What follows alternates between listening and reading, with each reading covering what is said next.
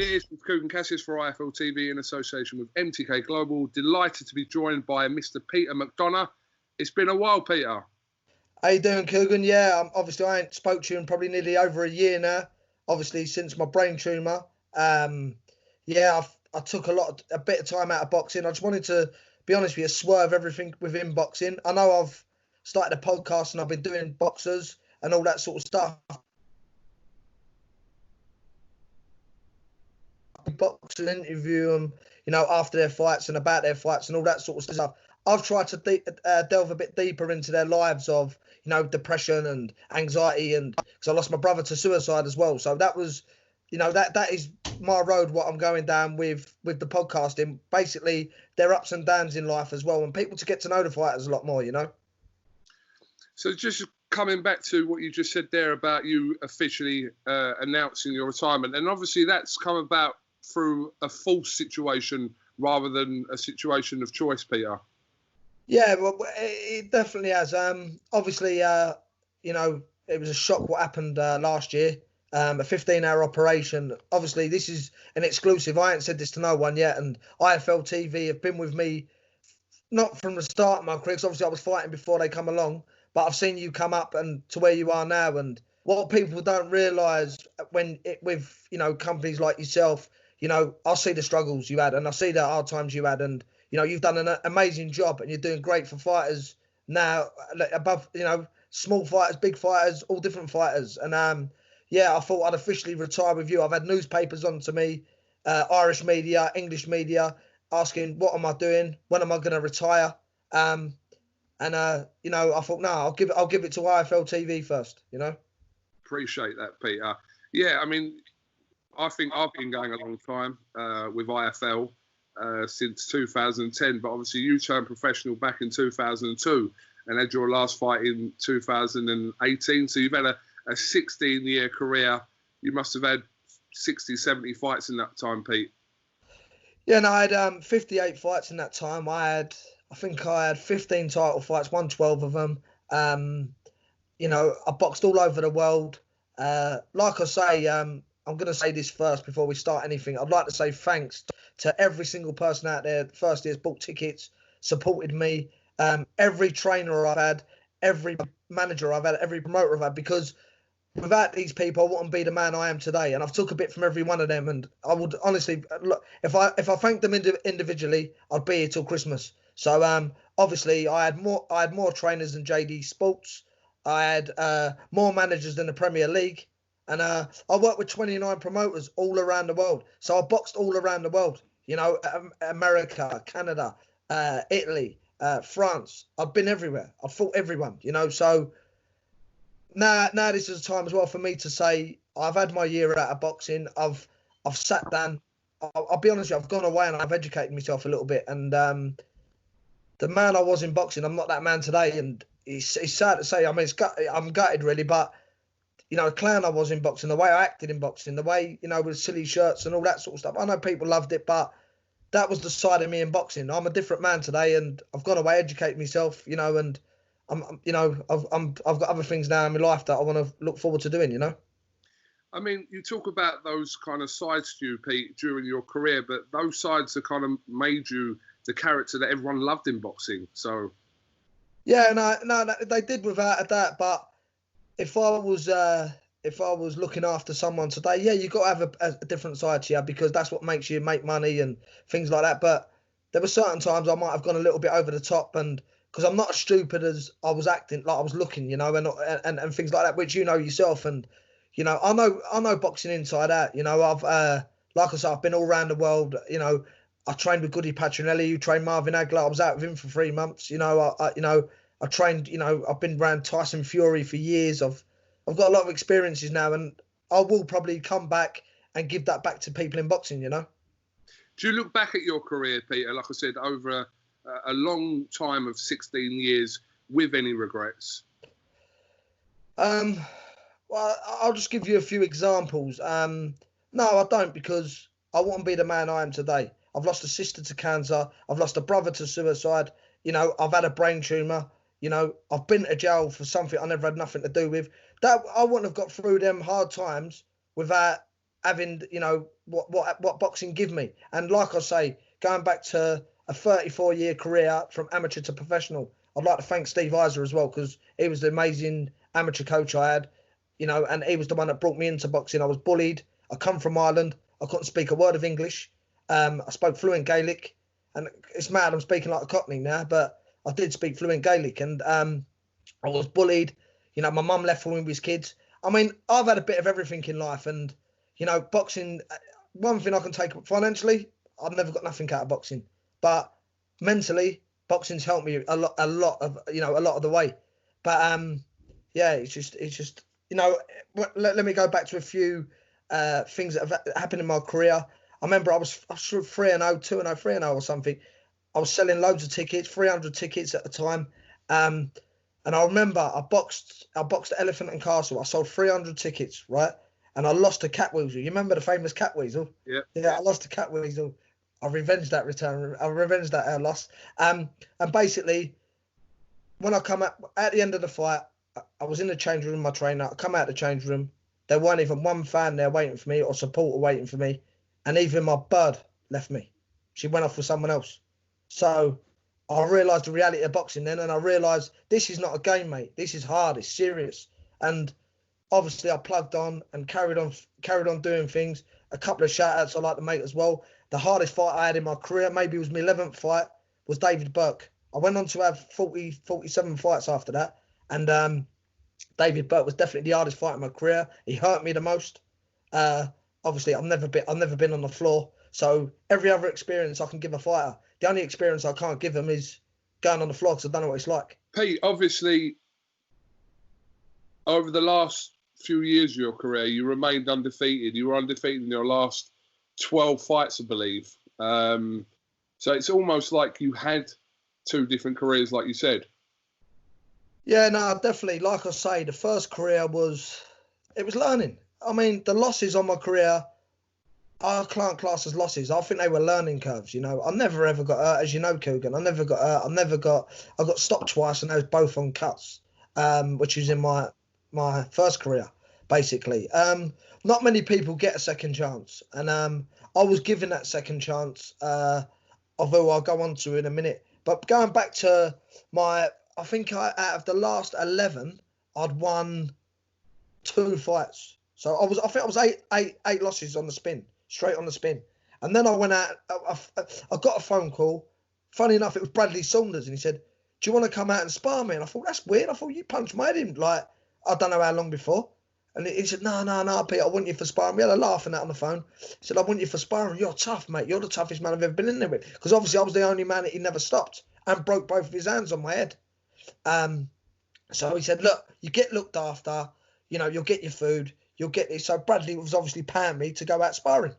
So I flew out to Spain, and I've never seen anything like this before, Cook. You know what I mean? A lovely gym, you know, a nice beach. I thought, oh mate, this is, you know, I'm used to like being in Bermondsey in a high-rise block, and so I started sparring Bradley. Bradley had, I think it was, Seamus was in his corner, and there was another man in my corner, and I was used to that, just having a normal, like any normal man in my corner, like just giving me water.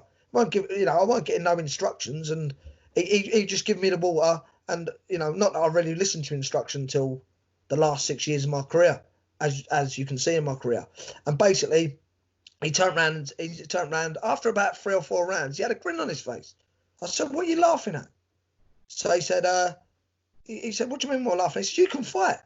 And I said, "Yeah." I said, "But that's boxing, mate." I said, "Boxing is, we all know how boxing is, yeah? You have a winner and you have a loser. Come on, let's be honest, right?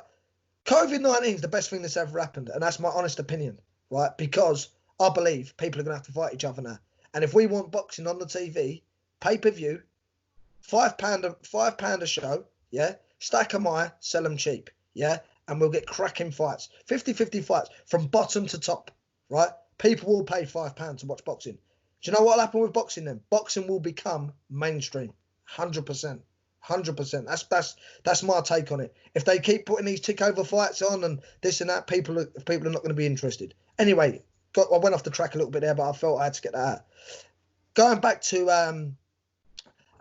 so I go out, carry on sparring. I can't keep coming back every day. But yeah, some days I weren't doing that well, and I was, you know, it was hard. It was hard in there. I wasn't even fit. And he said, "You get yourself fit, you'll be a good fighter." I said, "Oh, you know, I've heard that one before, mate, and all that." But he was laughing at me. He kept saying, "You're a madman." I'm like, okay, but he's just laughing at me. So, anyways, come to the end of the week. I left. I thanked him for, you know, doing my corner. I didn't. Again, I don't know, you know, who anyone is, or, you know, I just went over there. I knew Seamus from years ago. So Seamus said, "Oh, good sparring. You know, we'll have you back again." So I thought, what a result! Another week in Marbella. I was loving it. You know what I mean? So obviously, I flew back to Ireland. I didn't tell no one at that point what was going on with my sister and all that sort of stuff. But basically, I flew back to England and got a few texts and things like that. "Oh, thanks for coming over. You're a very polite kid. Blah blah blah. You could be a good fighter if you train properly in that."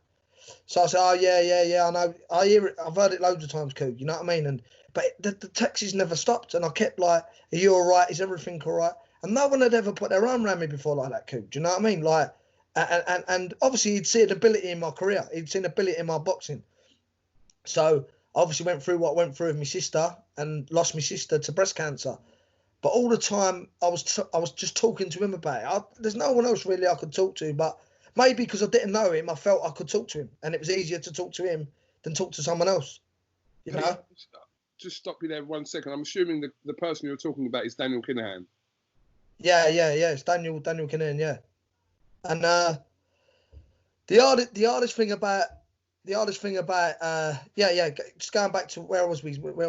See, I lost it with me brain tumor. But so I was speaking to him on a constant, you know, all the time. So basically, he said to me, after it had happened, I was drinking, I was messing around, I was doing this right the way through towards the end.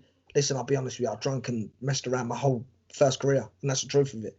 And I was a clown. And basically, I flew back out to Spain to see him. He said, "Just come out and visit us for the weekend," right? So I flew out for the weekend. Said, "Oh, why don't you give this a proper go?" So I said to him, it was a bit deep then, because I told him a lot about my life and things like that, and he helped me through a lot of my life. And I said, and I think he might have looked at my life and thought, you know, give this kid an opportunity, give this kid a chance. So I got the chance. So he said to me, you know, "Do you want to give it one more go?" And at the time I was here, there, and everywhere. I didn't even love boxing anymore. I fell out of love with it. And I said, "Look," I said, "I'll give it one more go." I said, "Here's my hand, here's my bond." And I turned around and said, once I lose, that's it, I'm finished. He said, "Look, you're going to give it one go. Let's give it the best go you can."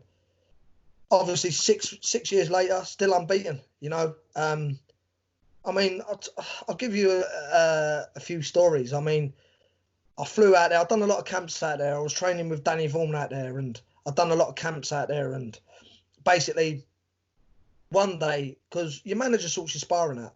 I've never had that in my life. Your manager sorts your sparring out, and you know, it was just you'd ring up and get sparring in yourself. You know what I mean? So I've got a week sparring with someone. I can't even remember who it was at the time. And then the next week the person weren't coming back for sparring. You know, he couldn't make it that week or whatever. So basically, he's come walking in the gym, Daniel, and he's got a grin on his face. And I said, "What are you laughing at? Where's me sparring?" And he said, "I'm sparring you today." And I looked at him. I said, "Are you for fucking real?" Like that, I thought, I'm going to punch your head in. Yeah. So we got in the ring. We started sparring. I remember throwing a jab, like a sharp jab. He slipped it and hit me with a right hand over the top, but a big right hand over the top. And I'm telling you, I felt it and I thought, Jesus, I thought, he's for real, this geezer. So then obviously we sparred, and I thought, after the first day, I thought, he ain't coming back tomorrow for sparring. He come back the next day. Listen, he had marks. He had, you know, I'm a professional fighter, you know, but he give me, well, it was for the Dean Byrne fight, it was for my Irish title fight. And he give me great sparring, you know, and like I say, he done everything for me, yeah, what a manager should be doing, what a manager should do for fighters. Like, and I mean, I know people with him think, Jesus, like, he protects them fighters unbelievably. He does this, he does that, he does.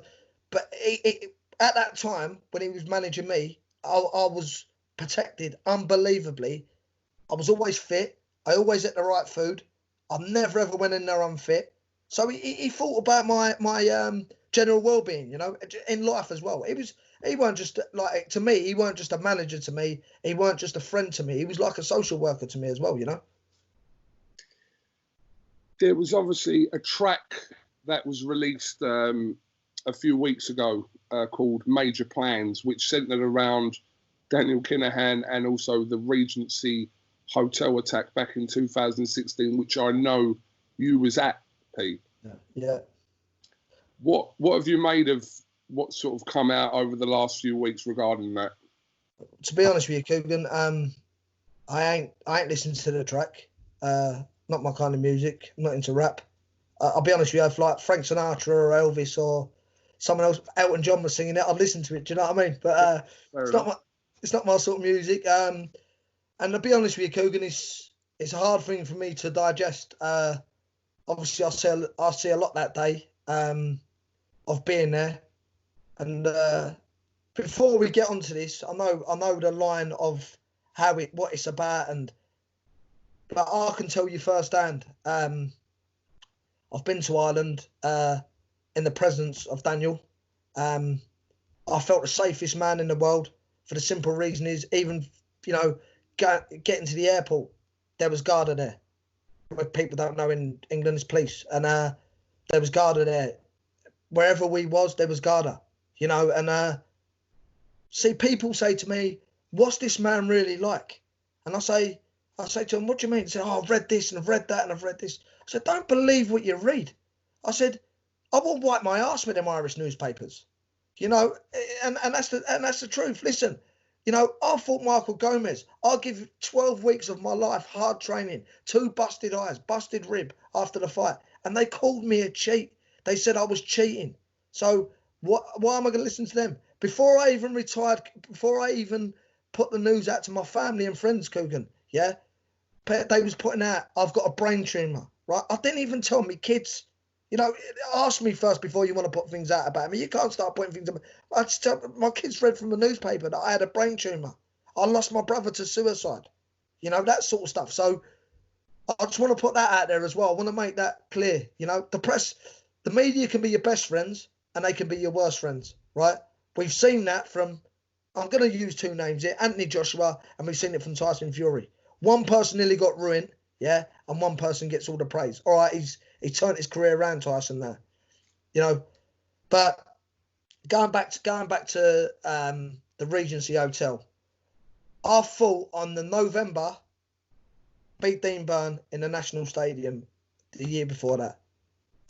Basically, my missus was late with my little girl because she had an audition. So she tried to run into the arena. She got there just before I boxed. I said, what's taking you so long? I was kept outside for 20 minutes, searching our suitcases, searching our bags, searching. There was a woman with 2 kids, searching our bags, making sure we never had nothing in these bags, right? That was surrounded by police. I don't know what for. I mean, I've walked the streets of Dublin, been in all of Daniel's family's houses, had cake and teas. I mean, I got sick of cake and tea by the end of the night because I'd had about 20 cakes and teas. And if he's that prolific man who everyone thinks he is, why is he walking down the streets with me, you know, on his own and going in houses and having cups of tea, doing things what normal people do? And going back to people saying to me, what's he really like? What's he really like? I said, they're pursuing him to be William Wallace, mate. He can he can kiss his own ass. He's just a normal man that's just been given bad press. And now we go on to the Regency side of things, right? Because I am a personal friend. I've been around him. I've never in my life seen anything untoward, out of hand. Because to me, I'd be out of it, Coogan. I'm just a straight goer and say things as they are and this and that. So we goes out for the Regency. We're in the weigh-in, and going back to it, I pulled out of a show a couple of weeks before of a shoulder injury, and I was lucky, right, because my kids and my wife would have been there. They went to every weigh-in, as you know, you videoed them, you've done things with them, right? I'm blessed. I'm sorry for the people whose kids were there, yeah, and I'm sorry for the death we had in the Regency, you know, David Byrne, and you know, rest in peace. God save him. You know what I mean? Rest him. But basically, when we got to the Regency, and the reason why I went to the Regency was I rung Daniel a couple of weeks before, and I said, Daniel, I've got no money, mate. I've got no, I'm not fighting now. I'm injured, obviously. He said, I'll see what I can do. I'll see if I can get you on the part of the punditry team, which that's another thing he'd done for me. He got me a lot of media work because he said, Pete, your boxing career don't last forever. Because all I was thinking about was fighting. I love fighting. I just thought about fighting. He said, you've got to go away and educate yourself. You've got to learn things in life, and you can move on to something differently. So he got me a part on the punditry team with BoxNation, who obviously we know was there. So we gets into the Regency, and obviously a lot of it was a blur. But basically, I'm not joking. Say 15 minutes before, he was standing next to me talking about, we're going to go to LA. Me, a couple of us, Deco, like the first people. We're going to get some sparring out in LA. See if we can get you some sparring. So that was the conversation which we was having. All of a sudden, everything just, I don't even want to talk about what happened because it was, I thought, my life was gone. So I basically run out, chucked myself in some cupboard. I was in some cupboard thinking, Jesus Christ, I could hear it, kids screaming, madness going on outside. So I was in there a good 10 minutes. Still could hear bits and pieces. So after that, I come out maybe even 15 minutes later. I don't know, it felt like 4 hours. And I come out and I stood outside by the front, and basically I see David on the floor. So I went and stood at the front of the hotel, basically in front of the doors. The doors were still wide open, people walking backwards and forwards and said, look, don't go in there, blah, blah, blah. All of a sudden, a man's come walking up the steps. I'm not joking. A man's come walking up the steps. And he went, so what's happened here then? Like that, right?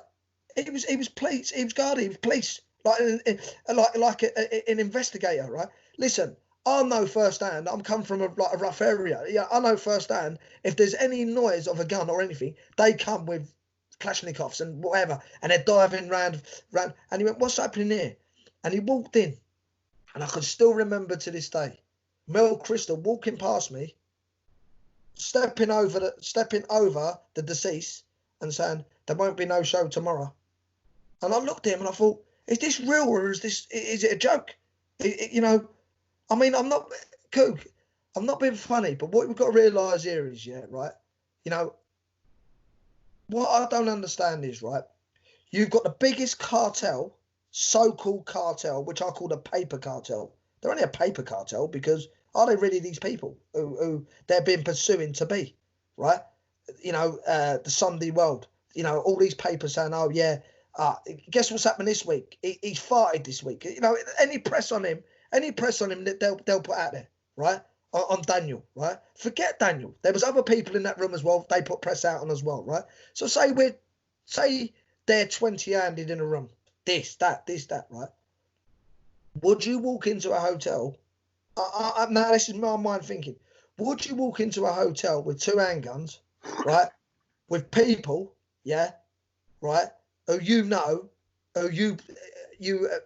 people say, yeah, they could be this, they could be that. So out of 20, not one of them had a gun. Not one of them had a gun. Yeah, right? So let me ask you this. When you come to assassinate someone, yeah, right? I know it's Ireland, I know it's different, yeah, right? But they're fucking no different to Mexico, America, or whatever, right? There was 200 people in that venue, right? 200, at least 200 people. Russians, Albanians, you know what I mean? Everything, all around the world, right? Because there was opponents and everything in that venue. Why didn't someone just walk in that venue, Coogan, with a tracksuit on, walk straight up to the man that was going to hit Daniel Kinahan? I don't know how they've even worked out how they're going to hit Daniel Kinahan, because at the end of the day, if no one knows nothing, why was his name put up? They was going to hit, yeah, and then go whop in his head, and that's it, done. It's gone. It's over. The man weren't hiding. The man was standing there like everyone else. And basically, right? So if someone fired back at them people in that room, right, they would have come in with the AK-47s and took everyone's head off, from a 2-year-old to an 8-year-old. So I can't understand it. And all of a sudden, what happens when they run out of the hotel? Bang, bang, bang. How the fuck was the press there before the police? How the fuck was the press there before the police? It's obvious. It's obvious it was a tip-off, yeah? No surveillance whatsoever. Every other time I've been to Ireland, fighting there on just holiday, like seeing people, there was a surveillance. Why was there no surveillance that day? You know, that's what I don't understand. Well, I know you said you haven't listened to that song, but I think the points around that song is kind of suggesting a lot of what you're talking about with basically things not right on that day. So I think as well, I've spoken to the guy that made the song, Jay Spades, and his intentions is to get some answers from that day. But you're not gonna get answers. You're not gonna get answers of people that are blatantly trying to, assassinate someone. You're not gonna get what answers you're gonna get. You're gonna get off these people, and they're higher powers, aren't they? They're higher powers. But fuck everyone else, right? And like I say, going back to, David Byrne, it's a tragedy, and it's not a nice thing to talk about when someone's lost a brother, a son. And there was other people injured within that thing. But listen, if my kids, Jesus Christ, look, let's forget about it, because that's what's happened. It's been forgotten about and been rolled over. Yeah. What about people's kids? Michael Sweeney, kids screaming, please no. How do you know how mentally he's going to be in life? He ain't had a phone call, has he? He ain't had no off these, higher people. It's disgusting, Coop. You know what I mean? It's disgusting. We all know things in life get rolled over. We all know things in life get rolled over, but this can't be rolled over. And me being a bit selfish again, when I come back and I reflected on it, my career was over, Coop. My career was over because that's where I boxed. That's where my home was. That's where I'm from. That's where, and all of a sudden they stopped everything. They stopped all boxing. So that was my livelihood over. I could have easily then just gone on, back to drinking, back to, because I never had the support like I did then, and he just wanted to walk away from everything then, Coop. You know what I mean? And but where did it leave me? Where did it leave other people? Well, like I said, this is been undoubtedly picked up in the press over the last few weeks, so we'll have to see. But yes, questions that are being asked need to be answered. So you're saying that you don't think they will be answered because of higher powers, but we'll have to see how this pans out, Peter. Yeah, but listen, you've got to take it out of people's mouths that was there. You've got to, do you want to, police were saying, Guardy saying, do you want to do a statement or not? If that was in the UK, mate, you'd have to do a statement. Do you want to do a statement or not? Not interested. Not interested in what happened or what didn't happen, and they weren't interested. All I believe of that day, they're saying that the hit was on Daniel Kinahan. I don't believe the hit was on Daniel Kinahan. I believe the hit was to make world press, which it did. It was on the CBC News and everything, right? And there's a good chance that a whole place could have been sprayed up, and every single person in that place could have died. You know what I mean? Innocent, foreign, wherever you are, or wherever you're from. You know what I mean? And what they wanted to do was make a statement. That's my honest opinion. Listen, whether all right, let's be specific here. Let's say the hit was on Daniel Kinahan, yeah, right? The higher authorities didn't give a shit about any other person within that building that day. Any other person within that building that day. Do you know what I mean? Them people didn't just run in there, shoot someone and run out.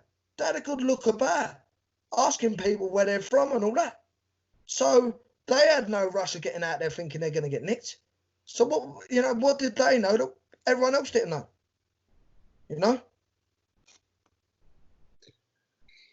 Okay. Pete, listen, I appreciate your time today. We've done nearly 35, 40 minutes. So I just want to kind of finish off by you giving your world famous podcast a plug. Yeah, no, podcast is doing well, Coog. The Journeyman, and like I say, it's about different aspects of people's lives. I've put on a hold for a little while because you all know firsthand, Coog. You know, it costs money to go here, go there, go everywhere. You know, it's a lot of your own time. I've got a family, I've got kids.